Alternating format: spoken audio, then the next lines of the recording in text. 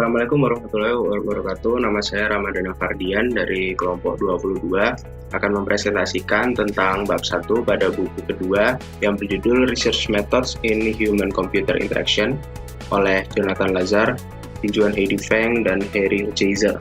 Bab 1 berjudul Pengantar Penelitian IMK. Kelompok 22 sendiri terdiri dari 3 orang. Yang pertama saya sendiri, Ramadana Fardian, NIM 95, yang kedua Pujo Hastowo, NIM 77, dan Fahim Fikri, NIM 107. Tentang pengantar penelitian IMK. Sebelumnya, apa itu penelitian IMK? Penelitian IMK adalah sebuah bidang ilmu yang memiliki kompleksitas sendiri di bidang interaksi manusia dan komputer. Bidang ini tidak memiliki standar yang paten, tidak memiliki standar yang jelas, namun sangat kompleks karena dia mengambil metode-metode dari bidang lain seperti sosiologi, psikologi, dan komputerisasi sederhana. Ya, kita mulai dari sejarah IMK. Sejarah interaksi manusia dan komputer. Jadi, dahulu ada konsensus umum bahwa bidang IMK secara resmi didirikan pada tahun 1982. Ini adalah tanggal konferensi di mana tentang faktor manusia dalam sistem komputasi di Gettysburg, Maryland, Amerika Serikat, yang kemudian berubah menjadi sebuah konferensi tahunan ACM SIG CHI. Pada waktu penerbitan buku ini yang saya gunakan untuk referensi tahun 2017, bidang interaksi manusia komputer atau IMK berusia sekitar 35 tahun. Pada akhir tahun 1970-an, awal 1980-an, komputer bergerak keluar dari laboratorium penelitian dan kamar yang aman dan dingin. Kamar yang aman dan dingin di sini berarti laboratorium yang tidak memiliki fasilitas yang cukup ke rumah dan kantor perusahaan. Penggunaan frame utama beralih ke penggunaan komputer mini dan kemudian mikrokomputer dan komputer pribadi yang lebih populer, memulai debut mereka seperti dari Apple II, IBM PC XT, dan Commodore VIC. Oke, kita lanjut ke kontribusi penelitian IMK.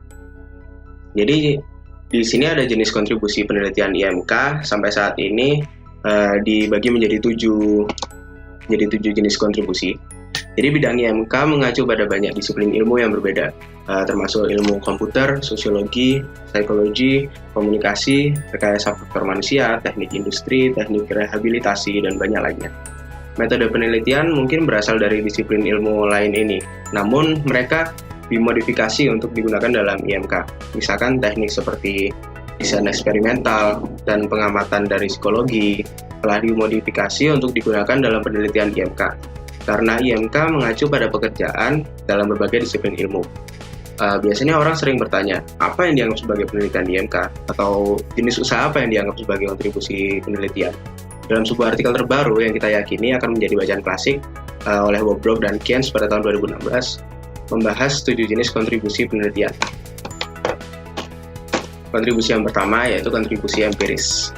Jadi kontribusi empiris di sini merupakan suatu metode pengumpulan data, baik itu kualitatif maupun kuantitatif, yang dikumpulkan melalui salah satu metode yang dijelaskan dalam buku ini. Contohnya desain eksperimental, survei, kelompok fokus, catatan waktu, sensor, dan cara otomatis lainnya, seperti etnografi dan metode lain. Yang kedua, kontribusi artefak. Desain dan pengembangan artefak baru termasuk antarmuka, toolkit, arsitektur, mockup, dan imaging. Artefak ini sering disertai dengan data empiris tentang umpan balik atau penggunaan. Jenis kontribusi ini sering dikenal sebagai penelitian sistem IMK atau teknik interaksi IMK atau prototype desain IMK. Oke, kontribusi yang ketiga adalah kontribusi metodologis. Jadi kontribusi ini merupakan pendekatan baru yang memengaruhi proses dalam penelitian atau praktik seperti metode baru, penerapan metode baru, modifikasi metode, atau metrik atau instrumen baru untuk pengukuran. Yang keempat, kontribusi teoretis. Jadi, kontribusi ini merupakan konsep dan model yang merupakan wahana berpikir yang dapat bersifat prediksi atau deskriptif, seperti kerangka kerja, ruang desain, atau model konseptual. Jadi lanjut ke kontribusi dataset. Jadi kontribusi dataset itu menyediakan kumpulan informasi untuk kepentingan komunitas riset, termasuk repositori, tugas tolak ukur, dan data aktual. Jadi lebih ke metode pengumpulan data secara online. Selanjutnya kontribusi survei, tinjauan dan sintesis pekerjaan yang dilakukan di bidang tertentu untuk membantu mengidentifikasi tren dan topik tertentu yang membutuhkan lebih banyak pekerjaan. Jenis kontribusi ini hanya dapat terjadi setelah penelitian di bidang tertentu telah ada selama beberapa tahun dan ditekuni, sehingga ada pekerjaan yang cukup untuk dianalisis. Kontribusi survei itu hampir mirip dengan kontribusi dataset. Cuman kontribusi survei itu lebih ke pengumpulan data yang bersifat fisik. Yang terakhir, kontribusi opini. Tulisan yang berusaha membujuk pembaca untuk berubah pikiran sering menggunakan bagian dari kontribusi lain yang tercantum di atas. Tidak hanya untuk memberi informasi, tetapi untuk membujuk. Jadi contohnya kontribusi opini itu adalah pengajaran. Jadi pengajaran kepada mahasiswa ataupun murid-murid di bidang komputer, di bidang komputerisasi, dan bidang-bidang lainnya. Itu merupakan salah satu kontribusi opini dalam penelitian IMK. Oke, kita lanjut. Jadi ada dua perubahan pada penelitian IMK. Yang pertama, perubahan topik pada penelitian dan perubahan metode pada penelitian IMK berdasarkan berjalannya waktu. Yang pertama, perubahan topik penelitian IMK.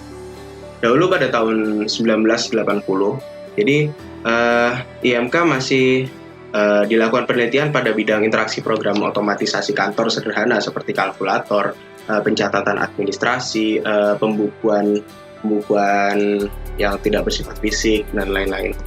Namun, hal itu terus berkembang sampai hingga tahun 1990, penggunaan grafis antarmuka mulai diperkenalkan.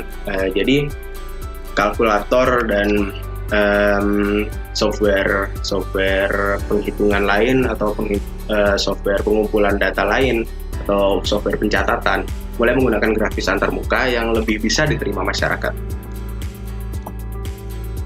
Berlanjut ke tahun 1994, perkembangan ini mulai terlihat pada jenis antarmuka yang baru seperti internet baru, web, email, dan lain-lain. Jadi pengembangan dari tahun 1990 itu menjadi sangat pesat hingga pada tahun 1994 dilakukan banyak penelitian tentang jenis antarmuka yang baru tersebut. Oke, berlanjut ke tahun 2004. Jadi penggunaan konten seperti foto, video, blog, dan lain-lain mulai digunakan, yang sebelumnya hanya pencatatan tertulis atau penghitungan sederhana, itu mulai menggunakan media-media visual seperti foto, video, blog, dan lain-lain. Oke, lanjut. Perkembangan pada tahun 2010 sampai sekarang, itu sudah pada bidang kolaborasi, koneksi, emosi, dan komunikasi manusia. Jadi tidak hanya pada bidang komputerisasi seperti di tahun-tahun sebelumnya, namun karena penelitian ini sebuah penelitian interaksi manusia dengan komputer, jadi kolaborasi, koneksi, emosi, dan komunikasi manusia tersebut juga harus diteliti. Oke, kita lanjut ke perubahan metode pada penelitian IMK. Dahulu penelitian IMK itu membutuhkan inventaris atau modal barang-barang yang terbilang sangat mahal. Jadi tidak semua peneliti memiliki akses dan memiliki fasilitas yang cukup untuk melakukan penelitian. Namun pada era sekarang, harga barang-barang yang dibutuhkan untuk modal penelitian IMK itu sudah mulai masuk akal, bahkan sudah bisa terbilang murah. Yang kedua, analisis penelitian masih manual. Jadi dahulu melakukan analisis penelitian itu masih menggunakan fisik seperti survei atau pendataan tertulis seperti itu yang disebarkan ke semua target penelitian. Namun sekarang sudah menggunakan analisis otomatis.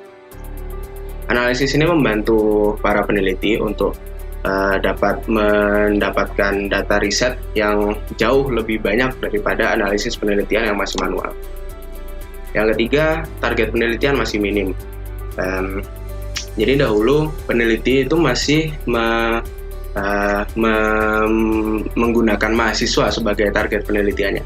Nah, karena mahasiswa merupakan banyak gambaran terpelajar dari masyarakat. Namun kekurangan dari hal ini adalah mahasiswa memiliki latar belakang yang mayoritas sama. Namun sekarang target penelitian lebih meluas. Target penelitian karena memiliki metode analisis yang otomatis, target penelitian bisa mencangkup lebih banyak masyarakat dengan latar belakang yang berbeda-beda. Tidak hanya satu latar belakang yang sama seperti mahasiswa. Oke, lanjut ke memahami metode dan pengukuran penelitian IMK. Jadi ada 3 teori yang mengutarakan tentang metode dan pengukuran penelitian IMK. Yang pertama ada teks dalam paragraf sebelumnya, meningkatkan pengalaman pengguna menggunakan metrik dan teknik yang mapan untuk meningkatkan kinerja tugas dan waktu. Dapat dianggap sebagai mikro IMK oleh Schneiderman pada tahun 2011. Yang kedua, area penelitian Computer Supported Cooperative Work atau CSCW menyoroti perspektif sosiologis penggunaan komputer lebih dari perspektif psikologis, dengan lebih fokus pada pengamatan di lapangan daripada studi laboratorium terkontrol oleh Bannon pada tahun 2017. Lalu penelitian harus dapat memengaruhi desain antarmuka, proses pengembangan, pelatihan pengguna, kebijakan publik, atau yang lainnya. Sebagian karena filosofi para pendiri lapangan, IMK telah memiliki fokus bersejarah pada hasil praktis yang meningkatkan kualitas hidup oleh Hochschild dan Lazar pada tahun 2007. Lanjut ke sifat penelitian interdisipliner di IMK. Jadi ada 3 sifat penelitian interdisipliner. Yang pertama, ada banyak tantangan yang bisa terjadi. Jadi para peneliti itu tidak hanya meneliti dengan riset yang sudah, dengan hasil analisa yang sudah ada dan riset yang sudah ada, dan tidak semata-mata dikeluarkan teori-teori tersebut tanpa tantangan. Jadi pasti ada banyak tantangan yang harus dihadapi peneliti tersebut. Salah satu tantangan yang bisa terjadi di penelitian IMK mungkin ada di latar belakang target penelitian yang masih minim, atau atau fasilitas penelitian yang masih kurang memadai, dan lain-lain. Yang kedua, tidak ada metode pendekatan atau disiplin penelitian yang sempurna. Seperti yang saya bilang tadi, jadi IMK itu merupakan suatu bidang metode yang kompleks, bidang penelitian yang kompleks, karena pada IMK itu menyangkut pada bidang interaksi manusia dan komputer. Jadi bahkan metode-metode yang digunakan pada IMK itu merupakan metode-metode yang digunakan pada bidang lain seperti sosiologi manusia, psikologi manusia, lalu komputerisasi sederhana, komputerisasi pengembangan, dan lain-lain. Yang ketiga, cenderung lebih intens daripada tahap penelitian tertentu. Walaupun IMK itu tidak memiliki metode yang paten atau standar yang paten, penelitian IMK itu cenderung lebih intens daripada penelitian di bidang lain, karena penggunaan komputer khususnya di era sekarang itu sangat dibutuhkan dan sangat banyak contoh interaksinya dengan manusia. Karena itu banyak masalah dan pertanyaan yang timbul pada bidang ini, namun tidak semata-mata semua dapat terjawab dengan riset tersebut. Selanjutnya, siapakah audiensi untuk penelitian IMK? Oke, target audiensi yang pertama itu adalah peneliti lain. Jadi penelitian IMK tidak semata-mata hanya satu peneliti yang melakukan penelitian lalu teori tersebut akan keluar dengan mudahnya, tidak. Dia butuh diskusi dia butuh ruangan sendiri untuk mereka untuk berdiskusi dengan peneliti lain dan diskusikan apakah teori ini diterima atau tidak. Yang kedua, organisasi atau perusahaan. Nah, organisasi atau perusahaan ini merupakan satu sivitas yang paling membutuhkan penelitian IMK, karena organisasi atau perusahaan itu sangat membutuhkan pengembangan di bidang interaksi manusia dengan komputer.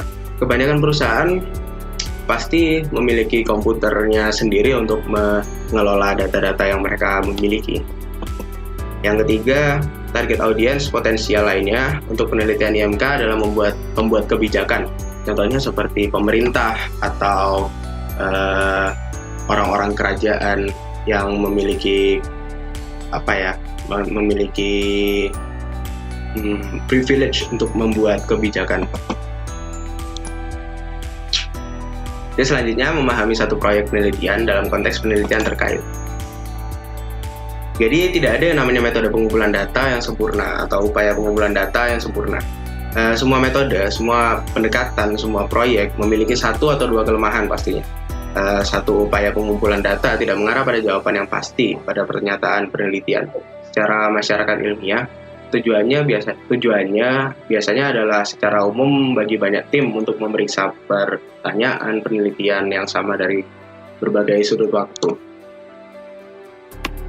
Nah, di sini ada siklus hidup penelitian pada IMK. Yang pertama adalah merancang penelitian. Ketika suatu penelitian IMK itu akan dilakukan, peneliti harus tahu tahap apa yang akan dilakukannya nanti dan metode apa yang akan digunakan dan apa tujuan penelitian tersebut. Bahkan target audiensi yang akan dilakukan penelitian tersebut, yang akan dilakukan presentasi penelitian tersebut harus jelas. Selanjutnya, menjalankan pengumpulan data. Pengumpulan data tersebut dapat berupa survei yang secara fisik, dapat berupa pengumpulan data online seperti Google Docs, Google Form, dan lain-lain. Dan bahkan bisa dari riset-riset yang lainnya sebagai referensi. Yang terakhir, melaporkan penelitian. Jadi melaporkan penelitian ini termasuk faktor yang cukup penting karena pelaporan penelitian ini akan menjadi bukti bahwa penelitian tersebut pernah dilakukan dan teori itu bukan hanya teori yang tidak bisa diterima oleh masyarakat. Dia memiliki hasil riset yang jelas, dia memiliki audiensi yang jelas, dia memiliki redaksi yang telah disempurnakan. Lanjut, trade-off inherent di IMK. Jadi pada awalnya akan terlihat bahwa dengan penelitian yang cukup, semua orang dapat dengan mudah memutuskan desain mana yang terbaik dengan mengoptimalkan beberapa pengukuran spesifik seperti kinerja tugas atau kinerja waktu atau keindahan tersebut. Sebagai contoh, kita dapat belajar bagaimana membuat antarmuka yang jauh lebih baik daripada antarmuka kita saat ini. Namun, pengguna mungkin tidak memilih antarmuka tersebut karena mereka sangat berbeda dari antarmuka saat ini. Salah satu contoh, tata letak keyboard yang dominan digunakan dengan alfabet Romawi masih menggunakan tata letak tombol QWERTY. Mengapa? Sebenarnya kita memiliki desain yang jauh lebih unggul, namun orang-orang telah merasa nyaman dengan tata letak QWERTY selama bertahun-tahun, dan tata letak kunci lainnya tidak menarik. Sebenarnya terlepas dari keunggulan mereka yang jelas dari sudut pandang dan desainnya sih. Jadi kita masih menggunakan tata letak QWERTY sampai saat ini karena hal-hal baru tersebut tidak mudah diterima di masyarakat. Jadi membuat antarmuka yang jauh lebih baik, tetapi pengguna menginginkan konsistensi. Dalam jangka pendek, antarmuka yang sama sekali baru menurunkan kinerja pengguna, meningkatkan kesalahan pengguna, dan menurunkan kepuasan pengguna. Namun dalam jangka panjang, antarmuka yang dimodifikasi dapat meningkatkan kinerja dan menghasilkan kepuasan yang lebih tinggi. Contoh lain dari trade-off di IMK juga ada misalnya persimpangan antara kegunaan dan keamanan oleh Bartram pada tahun 2005 dan oleh DeWitt dan Kuljic pada tahun 2006. Di IMK, kita ingin antarmuka yang 100% mudah digunakan. Orang yang fokus pada keamanan komputer menginginkan komputer yang 100% aman. Cara terbaik untuk membuat antarmuka yang dapat digunakan 100% adalah dengan menghapus semua fitur keamanan. Jelas, kita tidak bisa melakukan itu. Dari sudut pandang IMK, tujuan kita adalah untuk mengurangi kesulitan yang tidak perlu. Oke, kesimpulan dari referensi yang kita gunakan. Yang pertama, buku ini dimulai dengan 3 bab yang berputar di sekitar topik desain eksperimental dan hal-hal tentang pendekatan ke IMK. Lalu pada bab 4, dapat berguna untuk metode selain desain eksperimental, misalnya analisis statistik, sering digunakan dalam penelitian survei, dan bagi para peneliti yang menggunakan perangkat lunak statistik dan analisis statistik, sumber bacaan tambahan mungkin diperlukan. Lalu pada bab 5 dan 6, itu mencangkup survei dan buku harian, dua pendekatan penelitian utama dari bidang sosiologi. Sementara survei digunakan jauh lebih sering daripada buku harian dalam penelitian IMK. Ada beberapa proyek penelitian yang muncul menggunakan metode time diary. Sekali lagi, jumlah buku teks telah ditulis hanya pada topik desain survei. Lalu pada bab 7-9 didasarkan pada pendekatan penelitian yang populer dalam ilmu sosial. Studi kasus, wawancara, atau kelompok fokus, lalu etnografi juga telah menjadi pendekatan populer dalam penelitian sekolah bisnis selama bertahun-tahun. Bab 10 memberikan informasi yang berguna tentang bagaimana mengelola tes kegunaan terstruktur dalam kasus di mana pengujian kegunaan merupakan bagian dari paket pendekatan penelitian. Lalu bab selanjutnya, bab 11, berfokus pada analisis data kualitatif yang mungkin telah dikumpulkan dari studi kasus, etnografi, catatan waktu, dan metode lain. Bab 12 dan 13, fokus pada metode pengumpulan data penelitian melalui cara otomatis. Salah satu metode adalah pengumpulan data otomatis secara tidak langsung dari manusia, melalui tindakan mereka di komputer, termasuk pencatatan kunci dan log situs web. Metode lain melibatkan pengumpulan data langsung dari manusia melalui sensor yang difokuskan pada tubuh seperti EMG, wajah, dan pelacakan mata. Sementara semua bab telah diperbarui untuk edisi kedua pada buku yang kami gunakan untuk referensi. Lalu pada bab 14 adalah bab yang kita benar-benar baru dengan fokus pada pengumpulan data online atau crowdsourcing atau data besar atau big data. Bab 15 dan 16 fokus pada masalah yang muncul dalam bekerja dengan subjek manusia. Khususnya pada bab 15 itu membahas masalah-masalah umum seperti persetujuan berdasarkan informasi, sementara bab 16 membahas masalah-masalah khusus untuk peserta dengan disabilitas. Oke, cukup itu saja presentasi dari saya untuk bab 1 buku 2. Kami ucapkan terima kasih. Wassalamualaikum warahmatullahi wabarakatuh.